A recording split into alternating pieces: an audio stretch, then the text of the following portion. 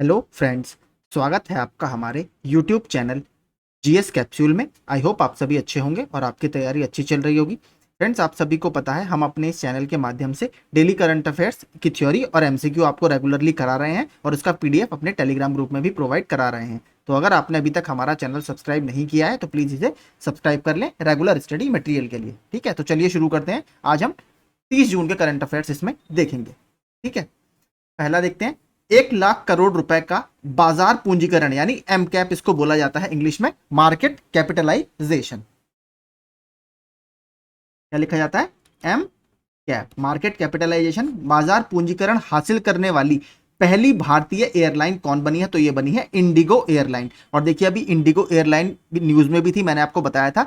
इसने सबसे बड़े एयरक्राफ्ट के सौदे में आपका एयरबस 320 जो विमान है इसको खरीदने की योजना भी बनाई है और सबसे बड़ा ऑर्डर प्लेस किया है, वो भी इंडिगो एयरलाइन ने ही प्लेस किया है।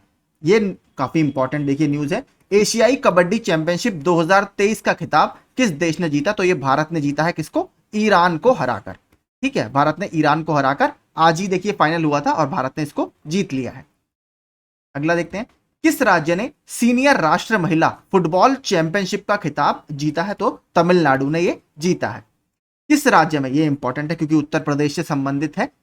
वन टैप वन ट्री अभियान की शुरुआत की गई है, तो ये उत्तर प्रदेश में इस अभियान की शुरुआत की गई है। इसके साथ साथ उत्तर प्रदेश में एक ऑपरेशन कन्विक्शन, ये मैंने कल कम्युनिटी में कुछ भी डाला था। ऑपरेशन कन्विक्शन कहां शुरू किया गया है? तो ये उत्तर प्रदेश में शुरू किया गया है। नीचे अभी मैंने डाला है, वो वहां पर इसको पूरा देखेंगे। छत्तीसगढ़ के उप मुख्यमंत्री के रूप में किसे नियुक्त किया गया है? तो इसे किन्हें? टी.एस. सिंहदेव जी को छत्तीसगढ़ के डिप्टी चीफ मिनिस्टर के रूप में नियुक्त किया गया है। अगला देखते हैं।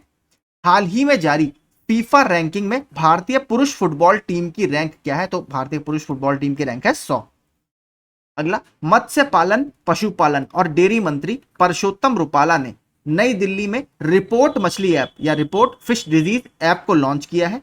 जलीय कृषि क्षेत्र के लिए डिजाइन किया गया ऐप बीमारी के मामलों की त्वरित रिपोर्टिंग करने में सक्षम बनाता है और जलीय कृषि से जुड़े किसानों को समय पर सलाह भी प्रदान करता है। तो यह प्रधानमंत्री मत्स्य संपदा योजना से संबंधित है, जो हमारे फिशरीज के डेवलपमेंट के लिए सरकार द्वारा लाई गई है। आगे देखते हैं। उत्तर प्रदेश के, ये भी बहुत इंपॉर्टेंट न्यूज है।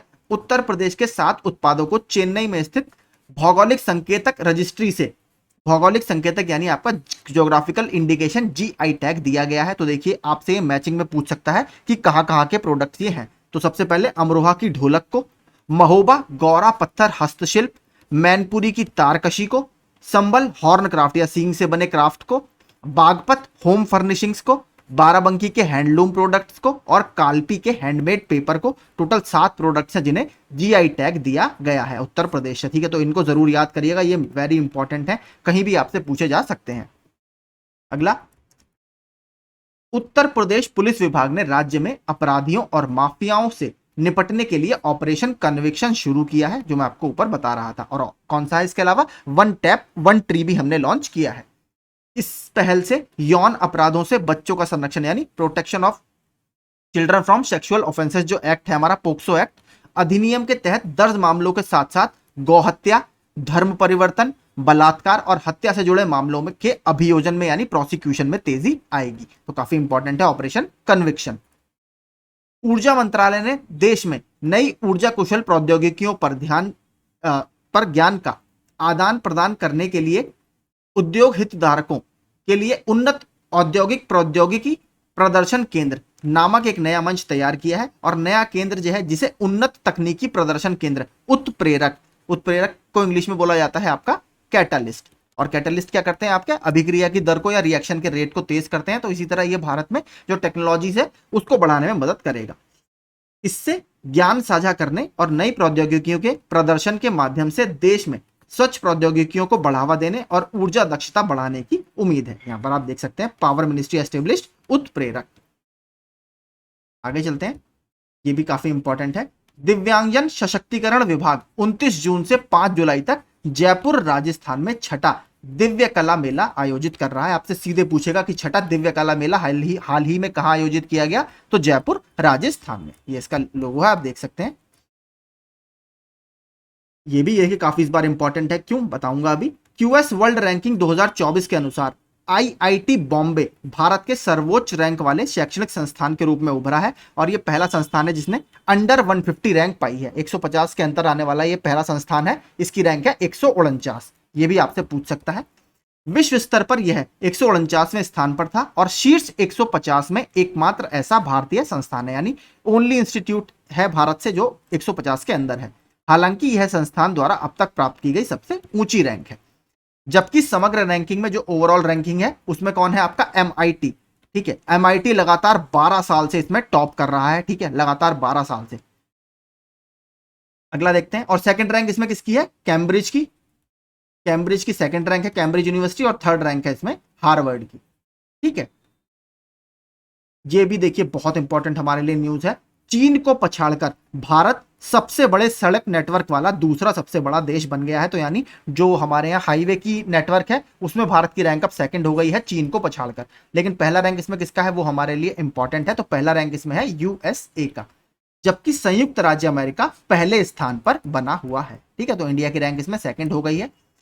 भारतीय रिजर्व बैंक आरबीआई ने कर्नाटक स्थित महालक्ष्मी सहकारी बैंक धारवाड़ का बैंकिंग लाइसेंस रद्द कर दिया है। तो ये आपसे सीधे पूछ सकता है आरबीआई द्वारा हाल ही में किस बैंक का बैंकिंग लाइसेंस रद्द किया गया है? तो महालक्ष्मी सहकारी बैंक का, और इसे केवल एक नॉन बैंकिंग इंस्टीट्यूशन के रूप में कार्य करने की अनुमति दी गई है।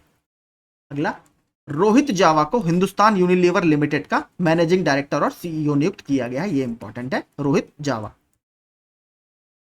रक्षा अनुसंधान और विकास संगठन डीआरडीओ ने उद्योग और शिक्षा जगत में रक्षा अनुसंधान और विकास को बढ़ावा देने के उद्देश्य से नई दिल्ली में एक अनुसंधान चिंतन शिविर का आयोजन किया है। तो आपसे सीधे पूछेगा हाल ही में किस संस्थान द्वारा अनुसंधान चिंतन शिविर का आयोजन किया गया है? तो यह किया गया है आपका डीआरडीओ के द्वारा। ठीक है, नीचे आप देख सकते हैं अनुसंधान चिंतन शिविर। यहां पर भारतीय महिला क्रिकेटर झूलन गोस्वामी एमसीसी विश्व क्रिकेट समिति की सदस्य बनने के लिए इंग्लैंड महिला टीम की कप्तान हीथर नाइट और इयान मॉर्गन के साथ शामिल हो गई हैं। तो आपसे सीधे पूछेगा कि भारत से कौन एमसीसी की विश्व क्रिकेट समिति में शामिल हुआ है? तो बहुत फेमस इंडिया की फास्ट बॉलर रही हैं झूलन गोस्वामी जी। सांख्यिकी और आर्थिक नियोजन में प्रोफेसर प्रशांत चंद्र महालनोबिस जो है, जिनको पीसी महालनोबिस भी बोला जाता है, के योगदान का सम्मान करने के लिए प्रतिवर्ष 29 जून को राष्ट्रीय सांख्यिकी दिवस मनाया जाता है। सबसे पहले ये 2007 में आपका मनाया गया था। ठीक है, नीचे आप देख सकते हैं ये है आपके पीसी महालनोबिस, 29 जून को मनाया जाता है। 2023 की थीम क्या रही? सतत विकास लक्ष्यों की निगरानी के लिए राज्य संकेतक ढांचे को राष्ट्रीय संकेतक ढांचे के साथ संरेखित करना, ये इस साल की थीम इसकी रही है। अगला, अजय भटनागर जो आईपीएस है को केंद्रीय जांच ब्यूरो यानी सीबीआई में विशेष निदेशक यानी स्पेशल डायरेक्टर आपका नियुक्त किया गया है। ठीक है, तो यही देखिए आज के हमारे सारे करंट अफेयर्स थे। आई होप आपको ये सेशन पसंद आया होगा। इसका पीडीएफ आपको हमारे टेलीग्राम ग्रुप में मिल जाएगा। अगर आपको पसंद आते हो वीडियो तो प्लीज हमारा चैनल सब्सक्राइब कर लीजिए। Thank you so much.